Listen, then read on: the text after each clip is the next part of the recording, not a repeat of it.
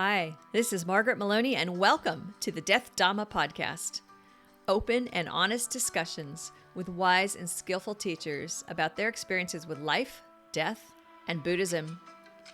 If you wonder how others on the path have dealt with death and dying and grief, then be sure to listen in. Everybody has a story, a perspective, and a valuable lesson to share. Embrace death, live a full life, and learn how to love impermanence. Because as my dear father used to say, nobody gets out of this alive. Great, you are here, and it is time for the next episode of the Death Dhamma Podcast featuring Dave Smith. I met Dave Smith because he has a wonderful website, Dave Smith Dharma, and I was following him. I was on his email list, and I thought, why don't I ask Dave Smith if he'll talk to me? He did. Dave grew up in Western Massachusetts, down the street from Daniel Goleman. And so if you've done any work with emotional intelligence or reading about emotional intelligence, you're going to encounter Daniel Goleman. And Daniel Goleman was just, Dr. Goleman down the street for Dave. Dave also, at an early age, was interacting with Joseph Goldstein and Sharon Salzberg. And Dave says it like this: he met Dharma when he met death, because when he was 18, he and his girlfriend were in a horrible car accident. He survived. She died. Before that, when he was 11, his sister died in a car accident. So Dave came to the Dharma through dealing with these traumas that he's had in his life. And in 1993, he had his first introduction to mindfulness. He practices in Theravada, or as he likes to call it, early Buddhism, with an emphasis on Vipassana meditation. He has been at it for over 25 years, and he will be one of the first people to tell you that in his first 10 years, he was struggling with addiction. Then he got sober. And on that note, let's just drop into our discussion. I'm very grateful for the practice. Of all the things I've done, and I've done recovery, I've done therapy, I've done probably more self-help work than I'd like to admit. But Dharma practice has definitely been, specifically meditation, has been the most transformative thing that I've ever really been introduced to. And that continues to remain true. Wow, that is so amazing. We think about the, causes and effects that put us in certain circumstances. And so there you were down the street from some of these, amazing teachers, which, as a child, I'm guessing you didn't know they were amazing teachers. They were just like, that's just Dr. Goleman who lives down the street, Yeah, it was just like my friend's dad and my friend's dad's family. They were just kind of cool, and they were nicer than my parents' friends. They were just, I could tell there was something going on with them that was different. Mm-hmm, mm-hmm. I will say that in another life, I teach some business classes. And so, yes, in a leadership class, we will talk about emotional intelligence and things like that. But I didn't realize until recent years that that a lot of his work came from mindfulness and Buddhism, until I started really researching him more and reading his other things. And I was like, oh, well, no wonder this resonates. I mean, you have to realize, if you look at the history, you have Daniel Goleman and Richard Davidson are sort of the science guys. Yeah. They were at those early Goenka retreats in the late 60s with Jack Kornfield and Sharon and Joseph and Stephen Batchelor and all these Dharma teachers. They were all in their early 20s sitting these Goenka retreats. Some of them went on to be Dharma teachers, and some of them went on to be scientists. But it was that initial introduction that inspired them to really look at the inner life from multiple perspectives. That's amazing. That is amazing. And so you went through this difficult, you went through this difficult situation where you were in this accident and your girlfriend died. And do you remember at the time how that your initial response to death at that time? Was it rebellion, avoidance, denial, rage against it? Sure.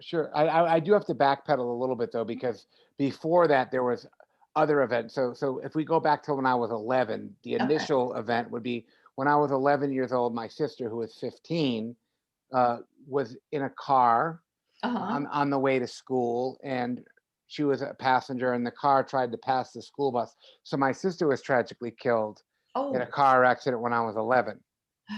And that was, just devastating, horrifying. Yeah. My family still struggles with it up till to this day. Mm-hmm. And so from 11 to about 18, those were the worst years of my life. Being a teenager in the early 90s, Mm-hmm.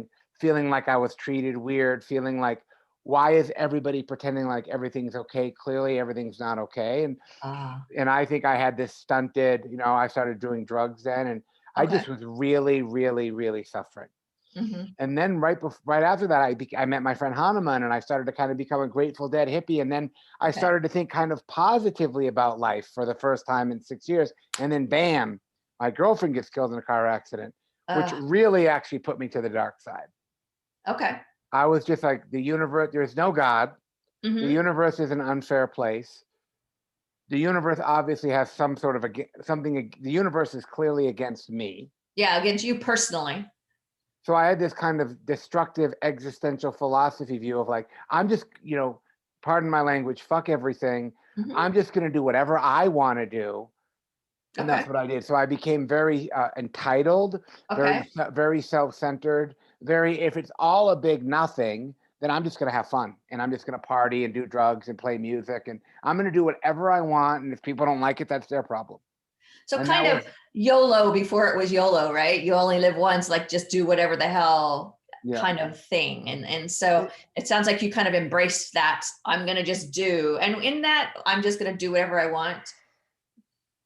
No, I want to ask, because I'm guessing like no thought for the future, no thought for others. I may die from this, I may not, who cares? Yeah, it was, it was really self-centered. It was really like self-serving, I would say. Okay. It's like, it's just like, well, nobody's done anything for me anyway. Mm-hmm. Nobody cares, it was a really kind of entitled kind of view of, and I wasn't like mean-spirited. I mean, I was fun to be around, Mm-hmm. but I was, I wanted to play music, and I just had I had that kind of one focused concentration of like, I'm going to serve myself. And it wasn't all bad. Some of it was a little bit empowered, but I think it was actually a more of a constructive anger, because I wasn't trying to destroy things as much as I was just trying to have as much fun as I could. Okay. Just thinking, well, let me get from this what I can. And at that point, did you think I'm going to die young anyway, or just not think about it? Like, what I did didn't you even think about it. I actually felt a little bit invincible. Okay. I'd gotten hit by this car, Right. and had no injury. So I sort of had this like, I can do whatever I want. I'm invincible. Mm-hmm. Kind of 18 years old too. So that's part of the equation anyway. Yeah, we're invincible anyway. Yeah, you talk about those were awful years, and certainly because you had so many difficult things happen. I know I would never go back. People say, wouldn't you like to be young again? No. No, I would not. Thank you very much. No. It was horrible, angst-ridden. So what was it that kind of brought you out of this? Was it like a sudden thing? Was it a gradual shift? It's a little hard to remember, but I can say this much I know from trauma therapy work, is I think what happened, so the accident was actually on September 11th, interestingly enough, 1993. 1993, September 11th, 1993. November 30th, 1993 was when I went to IMS to meet my first Dharma teacher. So from September 11th till November 30th, I would say I was mostly in a highly dissociative state. Okay. I can't tell you much about what went on during that period of time, frankly. Mm-hmm. I think I was traumatized. I think that I was not really present at all. Sure. I don't think I had my wits about me. I think I just kind of did what I needed to get through the day. But I feel like I was just dissociative there, because I can't give you much of it. I don't have much of a tape to play Absolutely. back. That makes total sense. Right. So then November 30th, I go to Insight Meditation Society at the request of Hanuman's mom. And we spend the night at what's now the Berry Center for Buddhist Studies. And then in the morning, a Dharma teacher named Stephen Smith, who I'm still very close with today, came over, and he sat down with me 6 o'clock in the morning, still dark out, and said, tell me about your experience. Mm-hmm. And I went on to tell him about my sister. And I just kind of gave him the litany of my autobiographical suffering. For some reason, I trusted this guy. I have no reason why. I really just trusted this guy. And we had this long conversation about the First Noble Truth, about dukkha, suffering. Mm-hmm. And he reframed my experience in a very interesting way, where he said, actually, there's a lot of wisdom that you have now because your heart has been ripped open and you actually are experiencing suffering on a very real level. Mm-hmm. In a sense, it's like, this is how it is. This is the truth. Mm-hmm. This is part of life. And you've gotten a very, very poignant, specific sense of that. Mm-hmm. Now, the question is, what do you want to do about that? And he said, meditation can help. And then he introduced me to mindfulness practice a couple hours later. But actually, I think something happened in that day, in that event with him, where I think my dissociation went away and I kind of came back online. Okay. Because when I first practiced mindfulness, I listened to him, I talked to him, I trusted him. I felt like he was the first adult in my entire life who sat down and was just telling me the truth. He totally validated and normalized my experience. Mm-hmm. Mm-hmm. He's like, of course you feel the way you feel. How could you not? And then we would do mindfulness and he'd say, bring your attention to breathing, and my mind would wander. And he'd say, notice when your mind wandered and come back to the breath. And I did that for, maybe 10 minutes. And I got this epic, actually life-changing experience where I realized that all of the suffering that I was experiencing in my life was actually just in my mind. Oh, that's pretty amazing for I'm going to say, first, it seems like your first time out meditating, and what an amazing experience. So I got introduced to the idea that the mind is a thing that's actually different than my sensory awareness.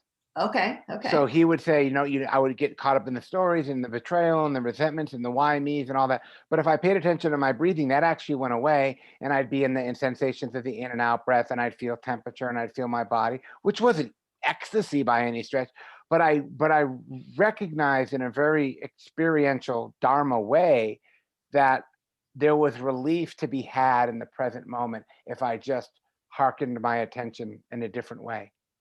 Oh, okay. And that and people learn this stuff every day, and I still take it for granted, but just the transformative power of the mind, by just having that kind of experience of like, okay, these are all thoughts and memories, and this is all self, this is all this kind of construction of my mind, and there's other things going on that aren't that, and I have in that moment I can choose.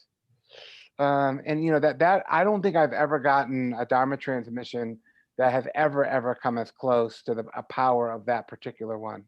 And as you're saying it, I'm thinking, he's so right. And I'm feeling now like, I wonder how often when I sit, am I just taking it for granted? And if I would kind of just go back and revisit what you just said, I think it would just make it more powerful each time, because I think you're right. Sometimes when we've practiced, we take it maybe for granted, or even maybe take for granted what we think I'm going to use the word should, right? What it should be doing for us. And gosh, that seems dangerous now. I think that anything taken for granted maybe becomes it is dangerous. But we forget. Yeah. You've been practicing for a long time. You teach, you talk about it. Yeah. That you just we can make these assumptions that this is just how it should be, right? But we don't understand that we have already have overcome so much. And so, I think that I try to push that message in my teaching. And I try to remind myself daily that, this, I don't have to do this. I get to do this. True. I get to live a life that's actually informed by a practice that has transformative powers that are verifiable from my own direct experience. It's not mystical, it's not otherworldly, it's not theoretical, it's not abstract. It's liberation available in every single moment if I just choose to participate in that kind of way. And to me, that's just that's a very encouraging idea. Why do you think it's hard for us to make that choice? Because as you talk about it, I'm like, yeah, of course he's right. And why don't we make that choice every day? Because as a human being, I can't promise you I make that choice every day. Do I try? Well, we get caught up. We get caught up in the minutia, and the mind has a momentum to it that's, I think, natural and neurobiological. And we get caught up in the political landscape. We get caught up in all kinds of stupid, irrelevant things, Mm-hmm. and that's okay, because we have an exit door. It's just, I think it's hard work, and sometimes we do have to be on the computer, and we have to email, and we have to deal with money. We're not Yeah, monastics. right. I suspect you have mortgages and car payments like the rest of us. And I you do. have to get caught up in that stuff. Otherwise Yeah, you're going to be in big trouble. true. So I think it's just trying to balance that. The question Definitely. is, when you're done paying the mortgage and the car payment and putting the groceries away, can you sit down and unhook from it? Ah, yes, yes. And you know what? Can you Some days, clock out? yes. Some days but you know what? I know there are some days that I do not. And I can feel it. And on those days that I do not, they do feel so much more different than the days when I do. And the days Right. when I do are just full of so much more peace and lightness and, you Hmm. know, all those things. So, Absolutely. that's why we call it a practice, right? We practice that. I think that's always been one of the things that's the biggest relief to me is knowing that I don't have to know everything all the time. Oh yeah, right. Definitely. Yeah, that's like such a relief to me. It is. Yeah, absolutely. So you've gone through these experiences, and then somebody comes to you who you trust, and they teach you the first noble truth, and you begin to sit in the present moment. And then I think you said you went on a 10-day retreat. Hmm. At some point, though, there you still worked with addiction. And if you don't mind, I'd like to talk about that because I think this is a thing that is helpful and important to people. No, it's fine. It's important, I think. So what I've learned in the last maybe 10 years is that Uh-huh. I have no problem admitting that I'm an alcoholic and I'm an addict. I can go to an AA meeting and say, my name's Dave, I'm an alcoholic. I don't have a problem with that at all. Uh-huh. But what I've learned is that it's not so much that I have addiction, it's actually that I have trauma. And Ah, and okay. and addiction was my solution or my medication to Mm-hmm. dealing with the trauma. Mm-hmm. Um, because even though I did these practices and I did get some relief, I still had some stuff going on. Mm-hmm. And like I said at the beginning, the self-centered entitlement, I wasn't trying to destroy my life with drugs and alcohol. I was just having fun. Okay. Okay. And I would go sit retreats in the Mm-hmm. summer. And I was very polarized because I definitely loved the Dharma. I had romantic notions about becoming a monk and giving up the world. I knew the world was hollow and vacant and there wasn't anything there. But Mm-hmm. it was really fun. So I kind of got batted around like that for about 10 Sure. years. From one to the other. Was it easy to be sober on a retreat? Yes, it was, ironically. Okay. Because it was such a clear, like, this is how it is. And so And I when had I a go there. tremendous amount of respect for the retreat experience that I didn't Uh-huh. want to, and it was a precept, at the time. And I respected the form and the Mhm. container that I wanted to participate with it. Maybe it was hard a little bit. Being on retreat so hard anyway. Well, yeah, yeah. It was easy. We'd all do it all the time. Yeah. That's true. I guess as we're speaking, there's something I'm kind of remembering, being back in my 20s and the partying. And I think one of the ways I thought about it was that there was a point at which some of us, I think, were able to step away from the partying because, you mentioned, oh, I was just partying, right? I was just having fun with the alcohol. And so with some of my friends and I, with the drugs and the alcohol, yeah, we were just having fun. This is what we did on a weekend or something. But as I got older, I began to see that some of us stepped away from it, but some of us weren't able to step away from it. Right. And then that's when it wasn't so fun anymore. Right. And, with one of those friends, when he moved forward and he decided to join a program, and he became a 12-stepper, one of his challenges was the concept of the higher power, because he was an atheist. Sure. It was a concept of a higher power. I don't know if, is this an area where today, what would you tell somebody today that was having that problem? Because it seems like the rest of the program can be so good. Right. Well, there's a couple things I could say. Is there's God, and then there's higher power. Mm-hmm. I think God is actually a lot harder for people like your friend. A Yes. higher power, I think, and I would actually pluralize it and say higher powers. Okay. So there's the higher power of awareness. There's the higher power of compassion. There's the higher power of gratitude. There's all these innate human qualities that are, I could say they're powers greater than ourselves because they're universal. Mm-hmm. And so I found it very easy when I teach people in recovery and in my own practice, like, yeah, I have no problem subscribing to powers that are greater than myself, and actually embracing those and practicing those and allowing that those things are going to allow me to become the person that I want to be. I think that that's a lot easier of a framework for like an atheist to get into than trying to do the whole God thing. But the word higher power and the word God both show up. So you do kind of get to choose how you hold that. Oh, okay. That makes sense. I remember one time he told a story, and eventually he becomes a Buddhist, and actually we became Buddhists together. But at one point he said somebody pulled him aside and said, "You know what? Your higher power could be a doorknob. Just get over that." Yeah, that's right. Yeah, you got to get over it. When you have bigger, when you're struggling with addiction, I think you have bigger fish to fry than these concepts. Yeah, and so, yeah. that helped him quite a bit.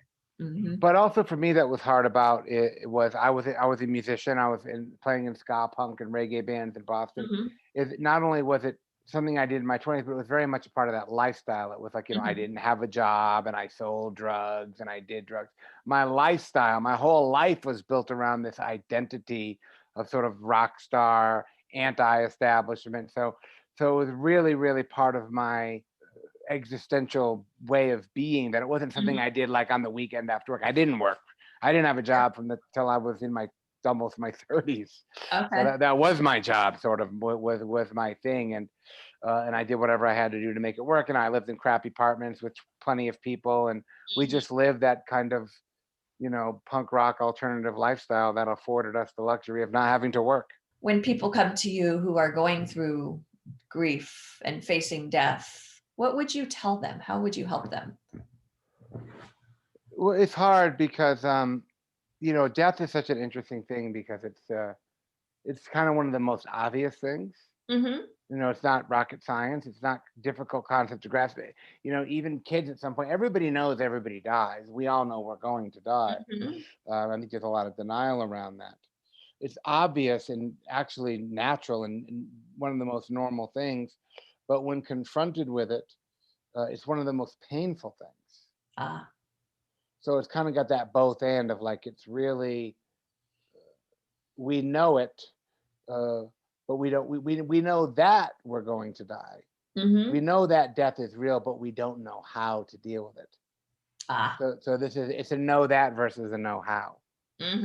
Like, I know that my sister's going to die. I have no idea how to deal with it when it happens. Okay. So part of, I think, what is that's I think a useful framework for people who are in it. But I think the hard part for a lot of people is that unless you've had that experience yourself, people tend to not be that helpful. So the tendency is to reassure people, oh, everything's going to be okay, or they're in a better place, or the kind of consolation, reassuring. And the person who's actually in the grief and the loss, that's the last thing they want to hear because it sounds very condescending. So trying to be in a compassionate space of a kind of feeling with, resisting the urge to try to fix their experience, to reassure their experience. But really, I think it's hard. The work is trying to validate or normalize or actually empathize with it. Like, I understand how you feel because I have been in that experience myself. And before our culture, we always want to move on to the remedy, right? We always want to move on to the fixing. And there has to be a period of time where people are allowed to be in the sadness and be in the mourning and be in the loss and suffer. I mean, that was the one thing about, that was the one message I got from Dharma practice, which is really confusing because I think Buddhism doesn't do a great job of this, because we come into Buddhism and we think, oh, we're going to end suffering, the path that leads to the end of suffering.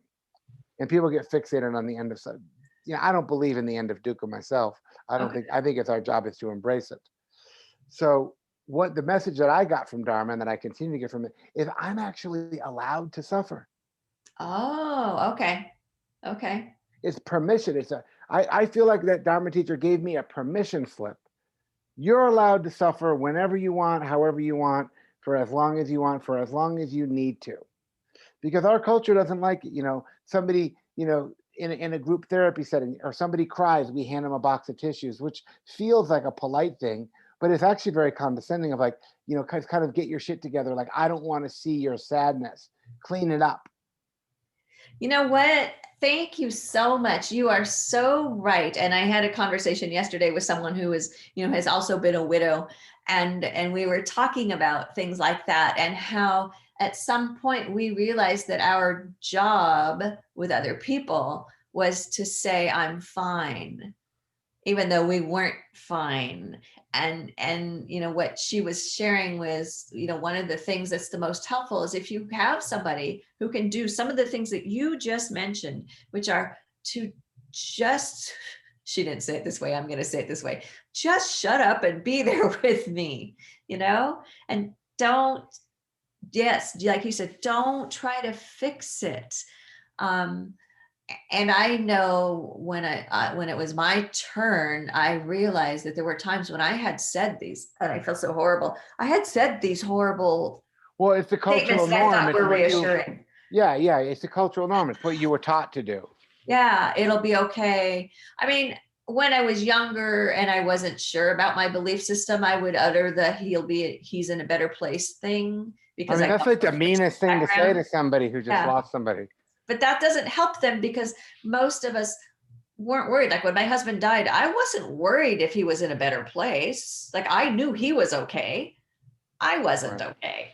Yeah, it's very dismissive of your own subjective experience. And that's, that's why Buddhism, if you put all the religions on a world stage, Buddhism is the most uncomfortable character on that stage, because religion essentially is about consolation. Yes, you're going to die, but it's okay because this is going to happen. Or, what religions typically do is they console your deepest fears about life. Buddhism's not interested in that at all. Buddhism is going, it hurts. Totally. Yeah, be like, like this is how it is. And you can develop practices, and you can develop strategies, and there's lots of different Buddhist ideas and frameworks and concepts, but ultimately it's all about an acceptance towards that which is most painful. And that's why when people talk about they want to get into Buddhism because they hear that you can end suffering, I think they get it backwards. I think it's like you can learn to live with suffering, actually. Exactly. You've got to, and so I'm not an enlightened being, and so I haven't alleviated suffering and gone beyond on any of those things. I think people miss the part of, to get, let's just even say better with suffering. Let's not even say go beyond suffering. Sure. You have to face the suffering. Yeah. It's not like I can just go, oh yeah, that's right. That noble truth is right. There's suffering. I've had suffering. Okay, I'm ready. Next.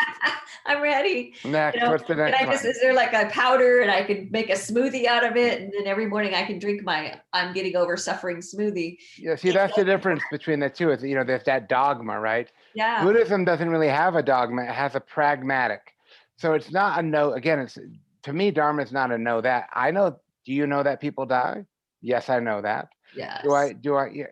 Knowing that actually doesn't help me at all. It's, do I know how? Do I have any skills? Do I have any abilities? Do I have the ability to open to these things, to embrace that? Yeah. That's the know-how, and that's what we're training for. We're training the know-how. We're not just subscribing. And that problem, of course, Buddhism's full of lists, and everybody wants to memorize all the lists because they think that'll mean something. Um, and I think that it's also culturally the way that we do things. It's about skills, and it's about being able to do things in a meaningful way rather than just having some understanding. That's a relief because I'm a great forgetter of the lists. Great. I know sometimes people will come at me like, it's la la la. I'm like, is there a test? No. So what do you think are those skills? What can we put in our death preparedness toolkit? Yeah. I mean, I think it varies from person to person, but I think there's not a great way. Of course, in Buddhism, we use this word equanimity, which is pretty good, but there's not an English equivalent that's great. Ultimately, I think at its very core, it's the ability to develop acceptance. Okay. And also being able to acknowledge and to accept the reality of loss. Mm-hmm. And being able to open to and access the emotion of sadness, which most people are not interested in doing. Mm-hmm. And so, ironically, if you look at the research around emotions, if you look at the difference between sadness and grief, grief is sort of a repression of sadness. Grief goes on and on and on because it's the narrative that we have about that, and it can go on forever. Sadness is the ability to access the emotion. It's to feel the sadness, to feel the tightness in the throat, to allow the weeping and the tears to come, to actually let sadness express itself the way that it would like to. But a lot of times we hold that back, and we cling and we restrict. And that's really where I think people talk about, in clinical world, people talk about grieving in a way I think that's not so great. Because I think that the way out of grief is actually feeling sadness. Doesn't make a lot of sense, I think, on paper, but people are sadness is not a comfortable emotion for many people. We don't like talking about it. True. And where do we talk about sadness? We pay somebody $250 an hour to go sit in a private room behind a closed door with a noise machine on the floor so we can talk about sadness. So then we feel shame about our sadness. So much truth in that. I so appreciate you bringing that up, because it's, you think about, like, why do we do that? Well, we do that because we're taught not to talk about it in public. So you either have to kind of self-ostracize, which is damaging to a lot of people, or, if you don't have a friend that you can share it with. And then I feel like you're taught that, okay, you have 90 days. I always felt like there was this imposed 90-day limit, and in 90 days you were going to be fine, and you're not fine in 90 days. I mean, my sister died on a Monday, and I was back at school the following Monday. Yeah, right. Because I'm 11 years old. My sister died a week ago, and now I'm doing long division. Right. Let's get his life normal as soon as possible. Yeah, so there's that denial, that sweep it under the rug, that avoidance, that repression, and I think that's really that's the most destructive aspect here, because sadness, as an emotion, which we all have, is a universal experience. Everybody has sadness, and sadness is all about loss, and it's all about trying to find connection in the face of loss. And if I don't have anybody that I can connect to when I'm in loss, I'm in big trouble. Yeah. And so compassion, is sort of the Buddhist antidote to that. But compassion is usually done relationally. Now, if somebody close to me dies, can I sit down and have self-compassion for myself? I don't know, maybe. I mean, and then it becomes an antidote, right? Like if you don't want to, compassion becomes the antidote for the sadness. But that's not really right either, because it's both. It's not like if you have compassion and the sadness will go away, which is the deal that people make in Buddhism. They go, well, if I have compassion, then I won't be sad. I think that is a thing that I had to learn, was that no matter where I was in my practice, I realized that there was going to be a point, because this was, I'll say before some of my family members died, as I started realizing, like, hey, people are going to die, your parents are in their 80s, people are going to die, that I had to realize that I felt like I could only get to a certain point of preparation and that it was going to be hard and I was going to be sad, but that I was going to get through it and that my practice was going to help me get through it. But it wasn't like, it wasn't the vaccine. No, and you're saying the right word. It's through it. It's not underneath it, around it, over it. It's through it. Oh. You have, and who wants to go through that? Nobody wants to go through that. Right. Right. So it's just like, so then now we're just talking about aversion, right? Like, yeah, I have aversion to feeling the sadness about the death of my loved ones. Well, join the club, right? But you know what, that aversion is not going to be helpful. That's true. That's true. You just have, when I say have to, no one has to do anything, but this is what I say when I feel strongly. You just have to let it unfold, I guess. That's how I felt. Like I had to let it unfold and use my practice to help me.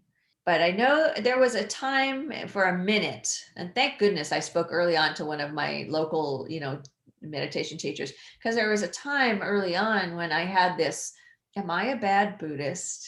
Yeah. I'm sad. I'm crying. Oh, that's classic. That's classic. Am I a bad Buddhist? Did I not get it? Yeah, I know. That's so tragic. But then I had to realize, no, you're just a human Buddhist. And I think one time I read somewhere, and even though I don't come from the Tibetan practice, I think I read somewhere that the Dalai Lama said that even he cried when his mother died. Sure. And I'm like, oh, okay. Yeah, and that's my big pushback against the Buddhist world is that, I mean, if somebody close to you dies and you don't cry and you don't feel sad, that's really unhealthy. Yeah, I feel like that's being broken. Yeah, or just being cold or indifferent or shut down. I mean, that's what we call in a clinical sense. That's just repression. And so there's a term that they use sometimes called spiritual bypass. And American Buddhists think that that's why they get into it. They're like, oh, I can avoid all this terrible stuff if I become enlightened. And then they chase down that idea, which I think is very prevalent in American Buddhism, and I think is one of the top 3 reasons why I do what I do, is because I think that that's not healthy. And again, so Buddhism's declared, American Buddhism for sure has declared a war on suffering. And if you're suffering, you're a bad Buddhist. You're obviously not doing it right. You didn't get it. And I think that that's actually totally false. Thank you so much. Yeah, there's somebody, as you're talking, there's someone who is not a teacher, a person who's going through their own path and follows a different tradition. And sometimes when this topic comes up, one of the things he'll say repeatedly, and once in a while, our teacher will gently break in and suggest a different approach, but he'll say, no, the answer is just cut off your feelings, cut it off. And I'm like, no, I think the answer is to have the feeling. Well, cutting it off sounds pretty violent to me. I don't think it's cutting off emotions. It's greeting them and sitting with them and learning this is what it is. This is what sadness is. And so as you teach in some of your teachings, how do you teach people about suffering, death grief being part of it? Yeah, I tried again. I try to, I think that they get it. I think a lot of it's backwards. It's not, I don't think I actually think suffering doesn't do the heavy lifting when we're talking about Buddhism. I think Buddhism is about being happy. I think it's about being happy and having a meaningful life. Okay. And developing the life that's authentic to you and having the best life that you can in spite of all the suffering. So to me, what suffering does is it creates limits and it creates obstacles and it blocks us from being happy. So it's not about getting rid of it. It's about, when you're planting a garden, what's the most important part of the garden? The stinky chicken poop, nasty fertilizer. Now your suffering is your soil. And so you don't want to, what grows, if you plant a tomato seed in beautiful white Malibu beach sand, or stinky chicken, poopy, nasty stuff, what's it going to grow better in? Oh my gosh, thank you. That is a beautiful analogy. So the suffering is actually you're fertile. There's a lot of nutrients in that. Not just a matter of, it's just an attitude thing. Like, it's like, do you see it that way or do you not see it that way? And so then from there, so if I can accept that and I can embrace that and I can give myself permission to be sad, to experience loss, if I can just open to that as being part of the equation, then I can plant different seeds and I can tend to this cultivation of, that's the word for meditation is bhavana, which means to cultivate. The Buddha is always talking in agricultural terminology. In part of the garden, part of the delicious tomato or the delicious avocado is actually the nasty, crappy soil that it grew in. So I have to be willing to work in that nasty manure. And when I will get hands-on in the nasty manure, then I'm going to see the blooms. And also from my experience, the nastier you manure, the better the fruit. So if you've really had a lot of suffering, good for you. There you go. You got like organic, grass-fed, free range suffering. I've got grade A stacks of steer manure. Yeah, you got, you're already ahead of everybody else. That is so awesome. Because you've embraced it. You've understood that this is part of it. And I think that there's a backwards view on that. And there's even documented science research on the same idea too. So it's about being whole. It's not about being good. Okay. And if you're looking at the whole picture, like they talk about right view in Buddhist practice, right view is a complete view. So are you including everything in the view, or are you trying to control and avoid and dictate? Clearly death, everybody knows that. Clearly death is part of life. So any denial or repression or avoidance of that is obviously not going to be helpful. So what else would you want to share with others? Because I have been hogging your time for a while now, and I'm enjoying it. Of course, I would want to talk to you forever, but I also would like you to have your beautiful life. And I get it. I'm happy to talk about this. This is important. Very important. I think that people, when they come into Buddhist practice or Dharma practice, I think that there always has to be some critical thinking. And I think that we really have to understand that Buddhism has actually, I think, declared a war against suffering. Suffering is bad and wrong. And if you were doing Buddhism right, you wouldn't be suffering. You actually mentioned that earlier. Yes. I'm a bad Buddhist. Yes. And that you if that's the thinking, then you've missed the whole point of this work. So however you can kind of battle with that, I think is important. And so and a lot of it is really comes down to a loss. And we lose lots of things, not just about death. Every moment there's a death, right? Yes. When you and I click off this Zoom, this conversation will have died. Yeah. Yeah. Now you're gonna reincarnate it later in the book, which is kind of cool. Yes, I am, and in audio. Yes. Yeah, so we lose jobs, we lose family members, we lose animals, we lose it all, and so that's part of impermanence. Isn't that like Buddhism 101, impermanence? Yes. Impermanence. And so, because the emotion, if the hallmark is impermanence, the proper emotional response is sadness. You need to learn how to be sad. You need to learn how to feel shame. You need to learn how to access everything that came in the hard drive.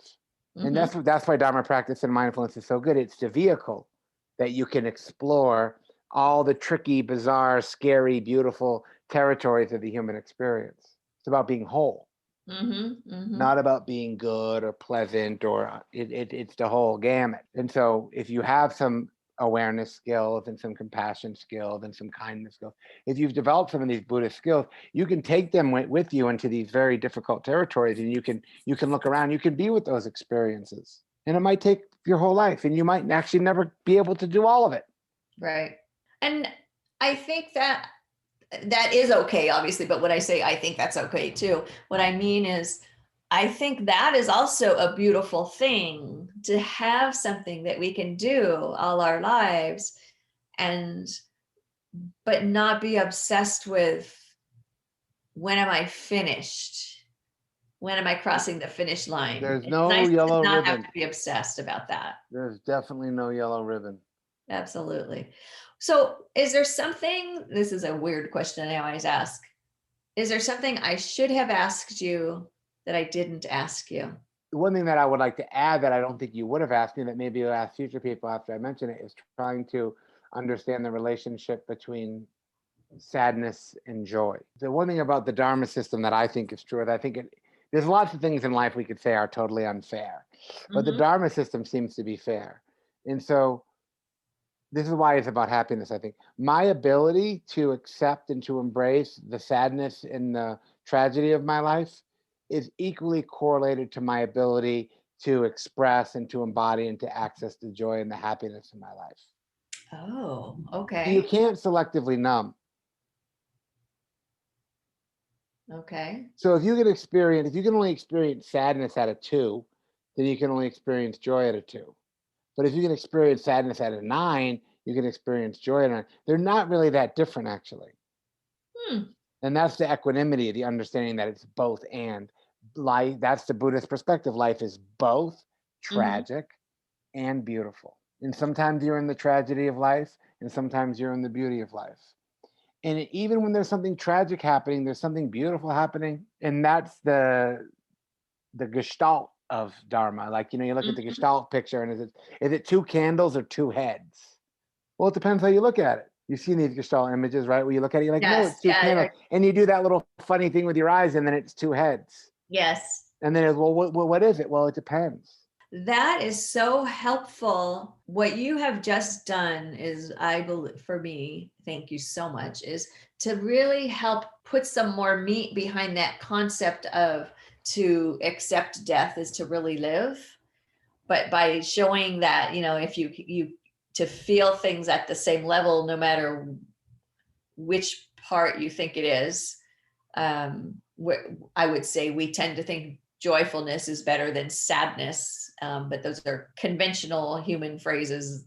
That's the only way I know how to put it into words. I don't know that that's really the heart of Buddhism, and that is really helpful because I do believe that to embrace death is to embrace life, and that's just another great analogy to help with that point, is to embrace emotions at the same level, no matter the emotion. Right. Otherwise, we're just dictated by our preference system, which is not great. I want to be happy all the time, don't you? Of course I do. But that's not how that doesn't make any sense. It's causes and conditions, and if the conditions are that of loss and difficulty, and then sadness is actually the appropriate thing to be feeling. So to go all in with whatever it is. Notice that here's this feeling. This is what it is. I can remember times, and I don't know if it was that way for you, but where I would just realize, today I'm going to be sad. And I wasn't like dictating that to myself, like, it's Tuesday, Margaret, it's sad day. I just would feel it and say, oh, okay, today is sadness. And that didn't mean all of the day was sadness. No. It just meant like that morning when I woke up, I'm like, oh, today is going to be sadness. And then I would proceed about my day accordingly. And I'll say, have expectations of my ability to function, if you will, based on today I'm having sadness. Right. It's a universal. Yeah. You're very universal. That is great. What else? Is there anything else you want to make sure that we know? No, I feel pretty good. I think that was good. This has been the Death Dhamma Podcast with Margaret Meloni. Thank you for being here. Your reviews and comments are greatly appreciated. And please come find me on margaretmeloni.com. MargaretMeloni. And don't forget to check out Carpooling with Death, How Living with Death will make you stronger, wiser, and fearless. Available in all your favorite formats over on Amazon. And most importantly, may you be well. May you be happy. May you be safe, at ease, and free from suffering. Bye for now.